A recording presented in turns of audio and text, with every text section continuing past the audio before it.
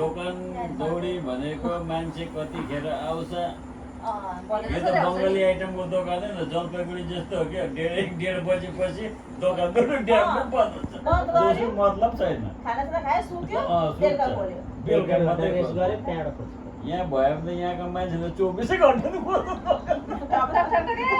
त्यो त भनेले ए पर्खे दिनु खोज्दैन जलपाइगुडीतिर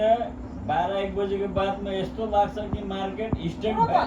भन्छ बन्द बिहान बन्द हुन्छ त्यहाँदेखि साँझ 5 बजेसम्म खोल्छ त्यो हो टाइम सिस्टम छ नि त टाइम सिस्टम यहाँको मान्छेले त 24 घन्टा खोल्नु पाउँछ भने गर्छ म त खोल्दैन पाउँदैन खोल्नु बेङ्गोलीहरू के छ खानासाना खाएपछि एकदम त ल्यान्डिङ दिनै पर्यो 1 घन्टा 2 घन्टा जति नै बोलाउन त्यो मर्दा फोन गर उठाउँदैन एक दिन त पाहुना पात आयो भने क्या अब यसो अन्डा सन्डा छैन भने दिनुभयो दोकानमा मर्नै खोल्दैन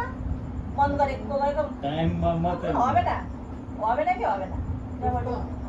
त्यस्तै बेङ्गोली एरियामा त्यस्तै उनीहरूको टाइम दोकान टेबलमा बन्द गरिहाल्छ बिहान खोल्छ हो 1:30 बजीसम्म खोल्छ त्यहाँदेखि फेरि सुत्यो